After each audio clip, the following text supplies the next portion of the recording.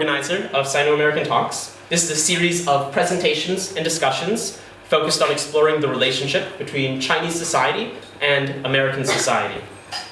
If you're interested in helping us with future events, please do get in touch with me. We're always looking for more speakers. We're always looking for people who can help us out in miscellaneous other ways. So if you're familiar with video editing or marketing or anything that you think might be of assistance and you're interested, please come speak to me. Tonight's event is much more focused on the China side rather than the American side. We have 3 individuals who have published numerous pieces on Chinese politics, Chinese culture, and various aspects of Chinese society. And they've agreed to speak with us here tonight about Chinese youth. Whether you want to call it Balingho or Jiulingho or millennials, or you have some other word, this is the nebulous group that we're going to be discussing tonight. We're going to take a look at their role in society and hopefully come away with some of our misconceptions remedied and our false assumptions corrected. Our goal for this evening is not for it to be a one-sided lecture, but rather to be a discussion and an exchange. Well, the first question that I would like to ask all 3 of you about Chinese youth has to do with this category or this label. You know, whether you want to call them millennials or Balingho or Jiulingho, I'd be curious as to your thoughts as to what ways these labels are useful categories for thinking about a single cohesive group of people, and in what ways they may be useless or even harmful to clear thinking, talking about a group of people which is very diverse.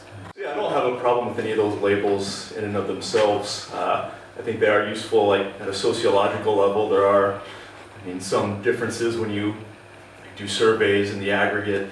But yeah, when you talk about people born in the 1980s and 90s, that's 400 million people in China. So we do have to be very, very careful not to generalize very broadly. And I think what's really interesting about young Chinese today is how diverse they are becoming compared to earlier generations, how individualistic people are, and that's kind of the thing that's very humbling. Like writing this book was just kind of gives a preview of how much I have no idea about still, how much there is left to know. So I kind of tried to zero in on some people, but yeah, if you get too generalized using these Jiulingho, Balingho, and it's very popular in Chinese media to label people like this, and like TV shows you'll see that label, and I think that kind of evokes certain stereotypes in China and abroad as well that are very often not flattering. I think more often than not when you see those labels it's unflattering reasons. So, I guess. Yeah, I think sometimes it's a bit overgeneralized to say post-80s, post-90s. And I think even every 5 years there can be a generation. Like me and my cousin, he's 5 years younger than me, but our attitudes on certain things are definitely different. And I want to point out that post-80s is not the first label we put on young Chinese people. I remember clearly when I was younger, people started to talk about how badly behaved the post-70s are. and now when we look back, we see those irresponsible post-70s, they are the parents now. They are taking most of the responsibility of the society and the family. And now when we look back and read the articles they report on the post-70s, we think, oh, it's totally different than the image of post-70s we see today. I completely agree with everything Eric and Karoline have said. I'd also add that whenever anyone says something sweeping about young people, that's not exclusively in China. I think we've all had and heard our parents' generation talk about the X generation, the Y generation, in exactly the same way. Selfish, pathetic, brain dead. The me generation seems to be the favourite catchphrase, I think, of anyone over 40 talking about young Chinese. As Eric said, this is a group we're talking about which is the same size as the US.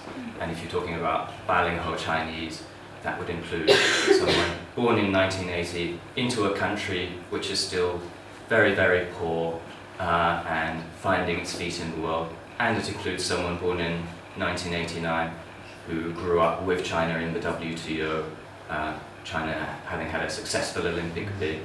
It would include a hairdresser in Heilongjiang, and it would include a Floridai in Hainan on a tropical island. So I think we all wanted to diffuse that bomb before we begin by saying that you obviously can't make a sweeping generalization. I think the one simple thing you can say is how complicated and diverse they are, and I think that's part of the story, because they're the first generation who had the opportunity to be diverse, had the opportunity to have a youth culture. Their parents' generation, by and large, didn't have that opportunity. They only had one course in life, and it's from the 1980s, the generation who are natives of the more opened up China, who can be that transition, who can be that thin edge of the wedge. I'd like to move on to ask you guys a little bit about cultural change. This is going to get a little bit complex. Now, when I was in college, I remember learning a lot about modernization and westernization and how so many countries go through a really big kind of identity struggle in an attempt to modernize without westernizing. Now, from my personal viewpoint, lots of young Chinese people are receiving lots of cultural influence from the United States, from Australia, from other countries that are culturally Western. They certainly seem to me more globalized than their parents or their grandparents were. Does this mean that these young people are more westernized? Does this mean that they are less Chinese? What is this?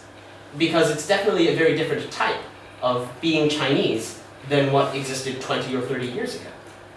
Well, I think it's really hard to make.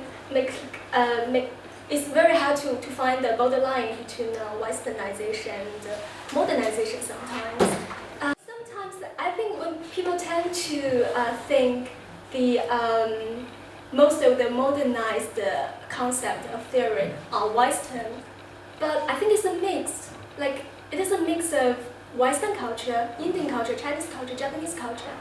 So yeah, that's my opinion. And international influence isn't just Western influence. I would say that Japanese porn has been more influential on young Chinese people than Coca-Cola.